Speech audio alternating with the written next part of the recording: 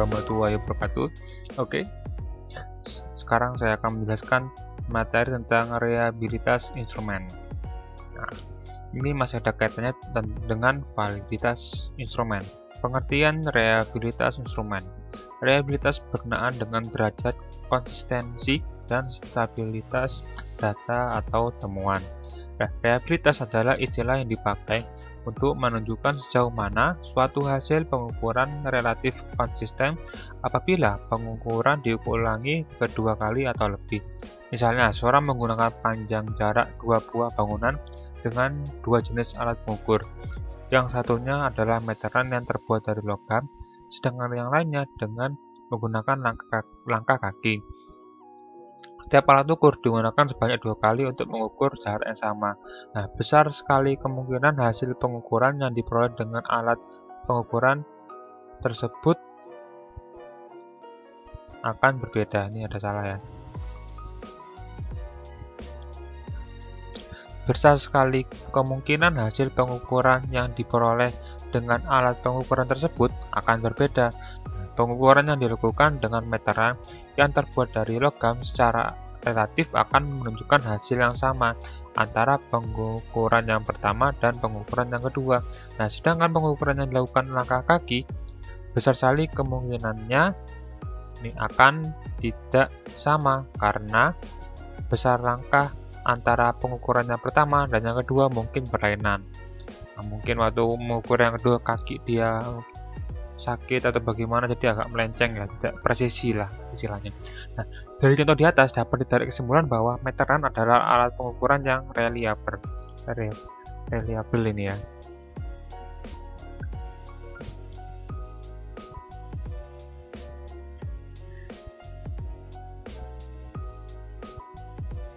Dari contoh di atas dapat ditarik kesimpulan bahwa meteran adalah alat pengukuran yang reliable, sedangkan langkah kaki adalah alat ukur yang kurang reliable.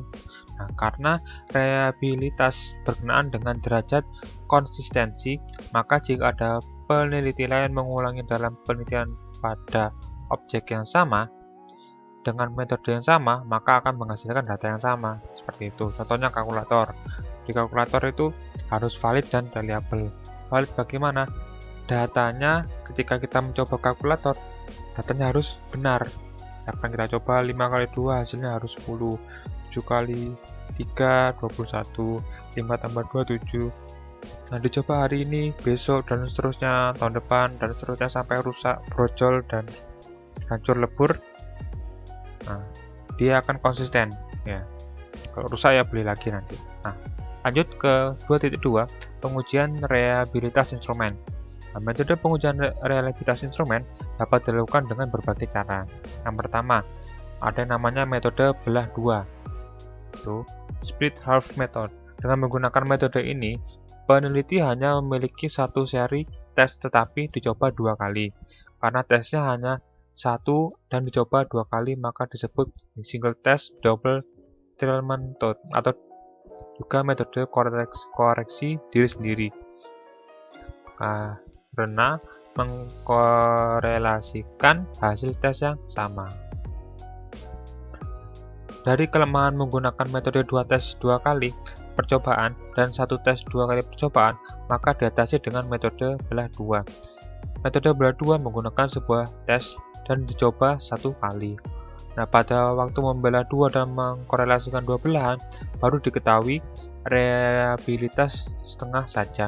Jika untuk mengetahui reliabilitas, suruh tes harus menggunakan rumus Sperman-Bound. Ini rumusnya ya. R11 sama dengan 2RB per 1 plus RB. R11 itu apa? Reliabilitas internal seluruh instrumen. RB apa? Korelasi produk momen antara belahan pertama dan kedua. Nah, yang harus diingat bahwa metode belah 2 mempunyai banyak butir pertanyaan dan pernyataan yang harus genap agar dapat dibelah. Ada 2 cara membelah butir pertanyaan dan pernyataan, yaitu membelah atas item-item genap dan item-item ganjil, disebut juga dengan belahan ganjil genap. Yang kedua, membelah atas item-item awal dan item-item akhir, yaitu setengah jumlah pada nomor-nomor akhir, disebut juga dengan belahan awal akhir. Contoh 1, pembelahan ganjil genap. Diketahui sebuah pertanyaan bila dijawab ya diberi skor 1 dan bila dijawab tidak diberi skor 0 ya. Dengan jumlah responden 10 orang, jumlah pertanyaan 6 item. Nah, terpenuhi, dia syaratnya harus genap. Nah, ini datanya 6 pertanyaan, 10 responden. Nah, jika tidak kosong ini sama aja nilainya 0. Saya tambah aja 0. Lanjut. Nah, ini tabelnya. Nah, di sini dari pertanyaan tersebut dibelah menjadi 2. Yang pertama, item ganjil 1, 3, 5 disimbolkan dengan X. Lalu yang berikutnya item genap 2, 4, 6 disimbolkan dengan Y. Ini dari item yang pertanyaan tadi, yang jawabannya anak tersebut. Sebelahnya total skor dijumlahkan. Ya, ini juga jumlahkan dan seterusnya dia dijumlahkan. Lalu item pertanyaan ganjil. Saya ambil contoh yang ini ya, yang Fatimah. Fatimah yang ganjil nilainya atau skornya adalah 3. Berarti yang kita jumlah nomor 1 kan 1. Nomor 3 juga 1, nomor 5 1. Totalnya adalah 3. Itu. Nah, untuk Y juga sama. Berarti yang nomor 2 1, nomor 4 1, nomor 6 1. Nilainya berapa? 3. Lalu masing-masing dikuadratkan. X-nya jadi 9, 3 juga 9 juga. Kebetulan sama di sini ya. Dilakukan pada yang lain juga ya, dari nomor 2 Yeni dan sampai Hamidah. Itu lalu dikalikan antara X dan Y. Berarti ini 3 kali 3 9, 1 dikali 4,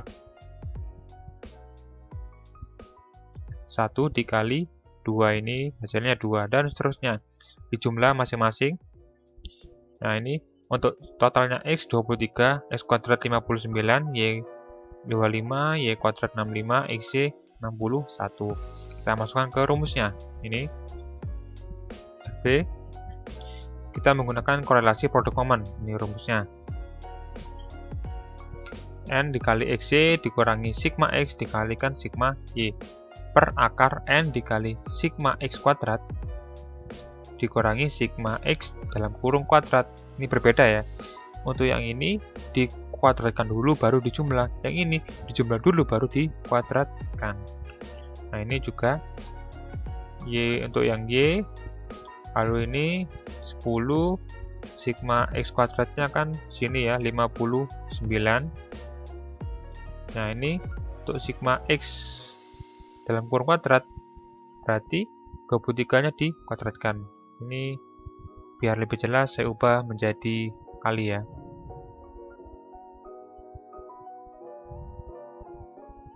Nah, seperti ini.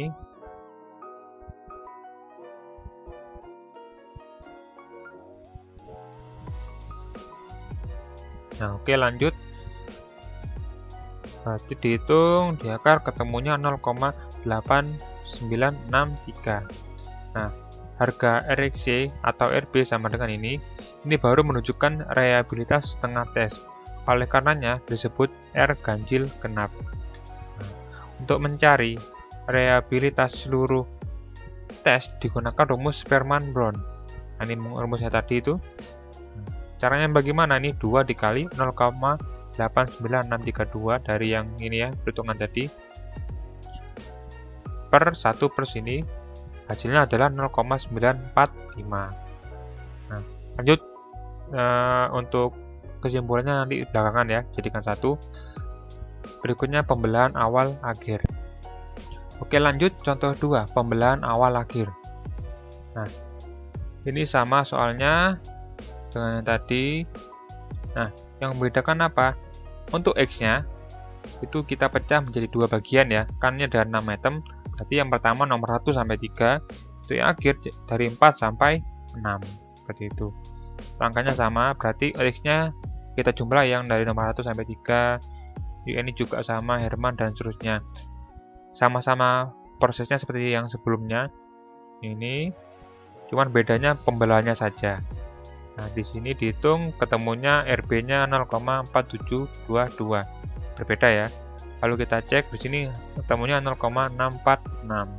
Nah, berdasarkan hasil R11 untuk ganjil genap 0,945, untuk R11 awal akhir 0,646. Ternyata hasilnya lebih besar untuk R ganjil genap daripada untuk awal akhir. Seperti itu. Untuk penggunaannya, terserah kalian mau menggunakan yang mana. Nah, lanjut ketiga, pengujian reliabilitas instrumen. Variabel motivasi belajar siswa diuji dengan menggunakan metode belah 2 ganjil genap. Jumlah responden 10 orang. Ini 6 item soal yang tadi ya, datanya. Ini total skornya, kita jumlah nyamping. 45, 35, 34, ini jumlahkan 20, dan seterusnya sampai sini ya. Menghitung RB, ini RB-nya yang seperti ini. Yang berikutnya, ini item pertanyaan nomor 1. Nah, ini kita pecah menjadi beberapa bagian. Jadi, item pertanyaan pertama diuji, kedua, 3, 4, 5, 6. Seperti itu. Nah, di sini kan kita ambil yang nomor 1 ya, berarti yang kita ambil ini, yang saya blok warna kuning. Nomor 1. Item pertanyaan nomor 1. Y-nya apa? Dari yang ini, penyembelahan ke samping. Ini 20 dari nilainya Fatimah Yeni 14 dan seterusnya. Itu yang kita ambil ya. Y. X-nya dikuadratkan, Y kuadratkan dikali antara X dan Y. Hampir sama prosesnya. Ini ketemunya 0,76 setelah dihitung korelasinya. Nomor 2 juga dihitung 3, 4, 5, 6. Nah, langkah 3, menghitung reliabilitas seluruh tes dengan rumus Sperman-Brown. Nah, atau R11 tadi itu ya. Dicek nomor 1 ketemu 0,86, 2, 0,69, 0,58 dari korelasi produk momen tadi itu ya. Ini RB itu.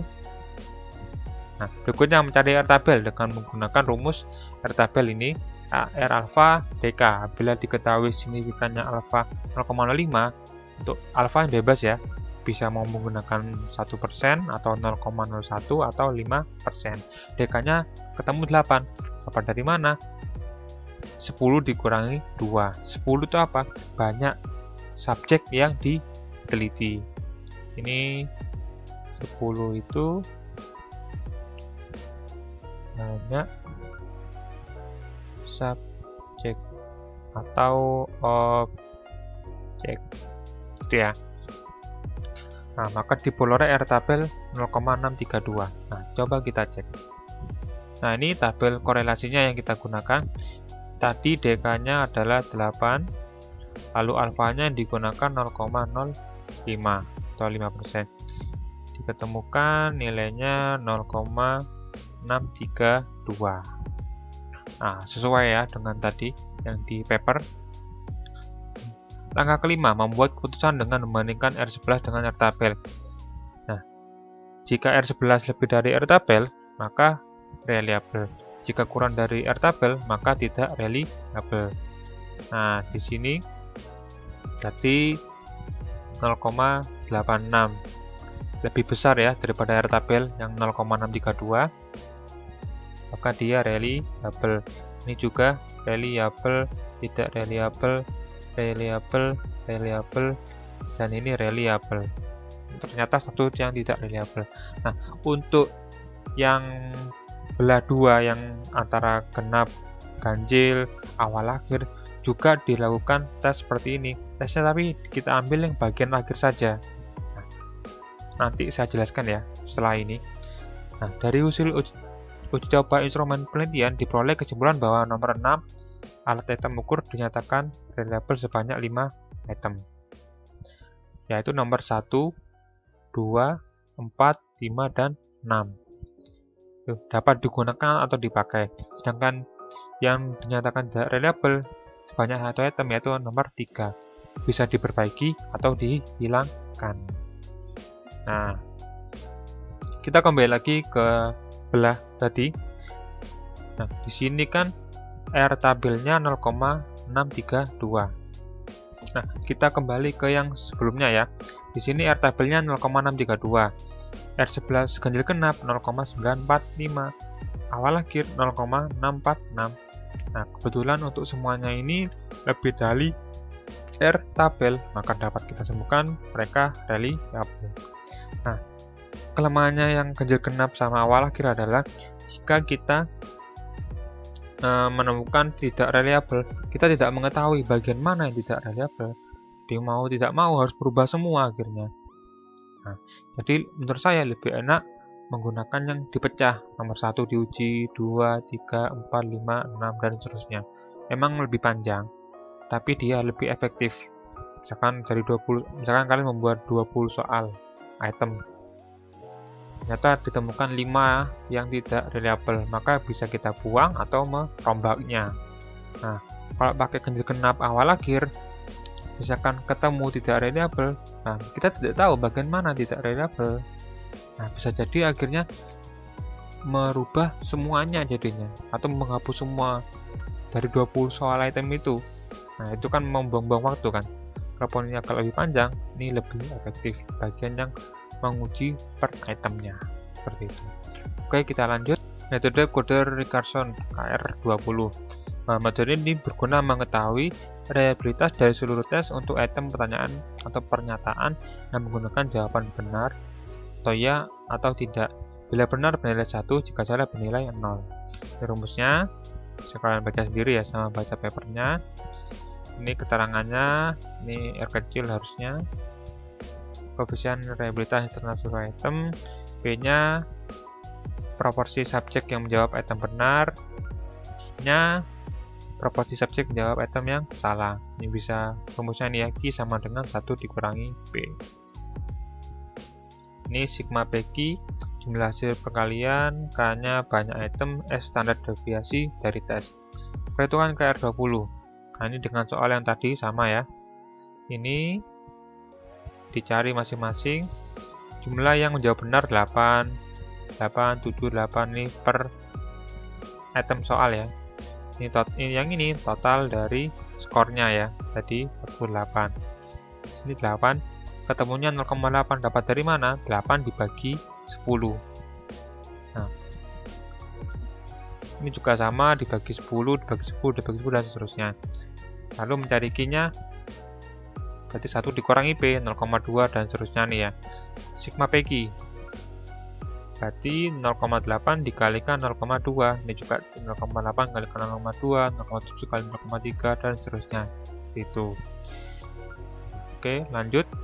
Masukkan ke dalam rumus KR20 ini ya. K6 banyak itemnya tadi. K-1 ini 1,25 S kuadrat ini ya. Simpangan baku. Sigma PQ per ini. Nah, dihitung, kalian bisa nyoba sendiri, ketemunya 0,478. KR20. Lanjut ke KR21. Ini rumusnya, jumlah item dalam instrumen Tuka, M main score total, ST variance total kuadrat. Nah, lanjut, apabila dari tabel, ini tabel sebelumnya nih maksudnya ya. Sebelumnya akan diuji reliabilitas dengan KR21, maka kita tinggal menghitung M atau main score total. Ini rumusnya ya, M sama dengan sigma X per N. Mencari main biasanya. Setelah menghitung harga main dengan tabel analisis butir, sudah dapat ada harga RI yang dapat dihitung dengan ini rumusnya.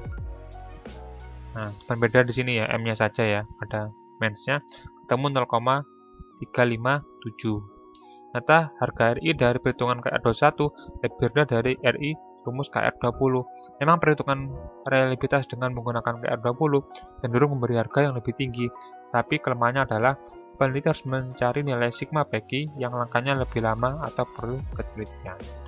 Itu. Jadi ada beberapa pilihan ya, terserah kalian mau menggunakan yang mana untuk mencari reliabilitas seperti itu. Oke, lanjut analisis varian height. Ini rumusnya RI sama dengan 1 dikurangi MKE per MKS, MKS main kuadrat antar subjek, MKE main kuadrat kesalahan, RI reliabilitas instrumen. Nah, jika akan menguji reliabilitas dengan rumus unfired, diperlukan langkah-langkah sebagai berikut. Yang pertama, menghitung jumlah kuadrat total. Ini J tot sama dengan X tot sigmanya dikurangi sigma X tot kuadrat. N itu menandakan banyak subjek, K banyak instrumen. Yang kedua ini menghitung jumlah kuadrat item. Ini rumusnya sigma NPI kuadrat per N dikurangi ini sama. Lalu menghitung jumlah kuadrat subjek seperti ini, jumlah kuadrat interaksi item S subjek ya. Lanjut. Nah, ini tabelnya ada JKI, JKS, JKIN, DK, MK, dan RI. Reliabilitasnya itu. Nah, ini keterangannya ya. Misalkan JKS berarti jumlah kuadrat antar subjek. DK ada DKI, DKS. Seperti itu. MK, MKI ini dapat dari JKI dibagi dengan DKI. MKS dari JKS dibagi DKS. Itu ya. Begitu juga yang ini MKE. Nah, ini nanti untuk interaksi dikalikan DK-nya ya. Nah, seperti itu. Nah, ini datanya ada 10 item, ada 10 subjek, totalnya 57. Ini total per subjek 16 ya. Ini total per subjek, ini ada 4, yang orang kedua 4, 3, dan seterusnya sampai orang ke 10 ini. Lalu total per item 9, 8, 7 dan seterusnya. Nah, 0,9 dapat dari mana? Dari 9 dibagi 100. Kan nilainya 100 kan? Berarti kalau benar semua biasanya ya. Atau juga bisa dibagi 10. Nah, 10 dari mana? Dari total benar. Jadi misalkan item ini kan kalau benar semua nilainya 10 kan, 9 dibagi 10 seperti itu. I dapat dari mana? 1 dikurangi P gitu ya, yang ada di materi sebelumnya. Kalau ini JK tot berarti 57 total semuanya ya, nilainya dikurangi ini 57 kuadrat per 100. 100 ini dari N yang sama dengan 10, subjek 10, K nya sama dengan 10, banyak itemnya ya, ketemu 24,51. Lalu JK IT berarti 9 kuadrat tambah 8 kuadrat, 7 kuadrat, 6 kuadrat, 5 sampai 3 kuadrat per item itu ya. IT ini item maksudnya. Dibagi 10, banyak instrumennya 10 dikurangi 57 kuadrat per 100, ketemu 3,21. Berikutnya JK tot berarti jumlah kuadrat total. Yang maksudnya itu setiap subjek kan nanti dijumlah nilainya. Itu ya. Ini nomor 1 orang pertama 4, orang kedua totalnya 4, orang ketiga 3. Berarti 4 kuadrat ini ditambah 4 kuadrat tambah 3 kuadrat, 5 kuadrat sampai ke 5 kuadrat ini ya. Ini dibagi 10 dikurangi 57 kuadrat per 100 sama kayak tadi yang bagian akhir ya. Hasilnya 3,61. Jika in berarti 24,51 dikurangi 3,21 dikurangi 3,61. Sesuai dengan rumus tadi ya. Input di sini mencari MK, MKI berarti 3,21 dibagi 9. Ini 3,61 dibagi 9, ini 17,69 bagi 81. Ketemu ini. Lalu lanjut mencari RI, koefisien reliabilitas. Berarti rumusnya kayak seperti tadi ya. MKS ini dikurangi MKIN, interaksi ini dibagi MKS, ketemunya 0,456. Atau rumus yang kedua bisa pakai yang awal tadi, RI sama dengan ini ya, 1 dikurangi MKI per MKS, ketemunya sama 0,456. Jadi koefisien reliabilitasnya adalah 0,456 seperti itu. Oke, lanjut ke alpha Krobans. Yang terakhir, pengujian reliabilitas dengan teknik alpha Krobans dilakukan untuk jenis data interval atau SI. Jenis koefisien reliabilitas alpha Krobans ini R11 rumusnya K per K min 1 min sigma SI kuadrat per sigma per ST kuadrat. R11 reliabilitas instrumen K min kuadrat dengan subjek, sigma SI kuadrat min kuadrat kesalahan ST variance total. Nih rumus mencari variance total dan variance atom ini. Sigma SI ini kuadrat harusnya, bisa kalian bagi ya. Untuk SI kuadrat juga sama, JKI min JKS ini ada salah juga. Nah, ini ralatnya, di mana JKI itu jumlah kuadrat seluruh skor item, JKS jumlah kuadrat subjek. Nah, kriteria koefisien reliabilitas menurut Guilford ini ya. Jika kurang dari 0,20 sangat rendah, antara ini rendah, berikutnya tinggi, sampai sangat tinggi. Nah, keputusan uji reliabilitas lebih dari R tabel maka instrumen reliable. Kurang dari untuk R hitung, instrumen tidak reliable. Contoh, misalkan hasil coba instrumen berupa angket dengan skala 1 sampai 4 ya, menghasilkan data sebagai berikut. Ini tabelnya, ini XT kuadrat, ini XT-nya. Ya, XT ini dari ini ya, penjumlahan skor setiap subjek. Nih, subjeknya. Berdua juga dijumlah 3, 4, 10 dan seterusnya. Lalu masing-masing dikuadratkan, lalu dijumlah. Lalu yang ke bawah ini 30 dari mana? Jumlah atau total dari tiap item nomor 1, 2, 3, 4, 5, 6, 7, 8, 9 dan 10. Nah, oke, yang berikutnya di sini ada tabel lagi. Ini tabel salah ketik kuadrat. Tabel kuadrat setiap item. Artinya item ini skor masing-masing ini dikuadratkan 1 kuadrat, 3 kuadrat, 2 kuadrat, ini dan semuanya nih ya. Jadi yang ini yang saya blok ini itu dikuadratkan masing-masing lalu dijumlah ini. Jumlah total ke bawah lalu dijumlahkan ke samping, ketemu 1039. Nah, oke, sekarang kita akan menggunakannya ya. Tadi ini dengan harga pada tabel di atas, maka ini ST kuadrat kan sama dengan sigma SI kuadrat per N. Nah, sama dengan sigma S kuadrat. Ya, ini ya, per N kuadrat. Berarti yang pertama, sigma S kuadrat tadi ketemu 9867. Nah, tinggal dibagi 10 karena ada 10. Lalu dikurangi 313 kuadrat per 10. Nah, bagian ini sama ini berbeda ya. Yang ini dikuadratkan dulu baru jumlah, yang ini dijumlah dulu baru dikuadratkan, ketemu 7,01. Berikutnya JKI per N dikurangi JKS per N kuadrat. JKI ini apa? Jumlah kuadrat item. Artinya ya ini yang kita gunakan. Tiap item dikuadratkan lalu dijumlah. Ketemunya ini ya, saya blok warna hijau 1039 ini. Dibagi 10 karena ada 10 ya itemnya. Lanjut JKS, ini ketemunya 9901. Nah, per 10 kuadrat. Ini adalah jumlah kuadrat subjek. Ini yang kita gunakan ya. JKS-nya. Saya ketik di penangan biar enak. JKS.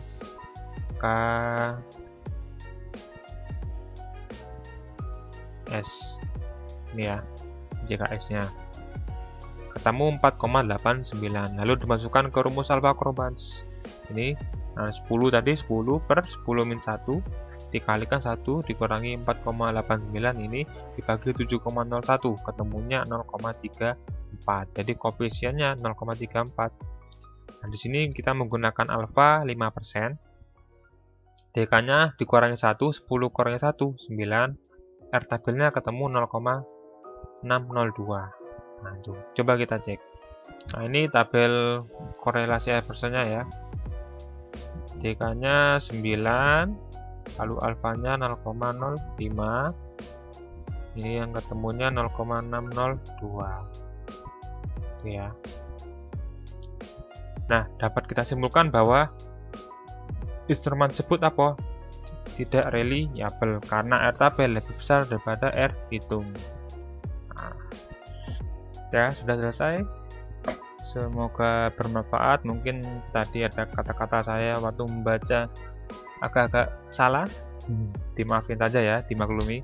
Karena buat videonya di bulan puasa. Sudah, saya akhiri. Jika ada pertanyaan langsung di grup WA. Wassalamualaikum warahmatullahi wabarakatuh.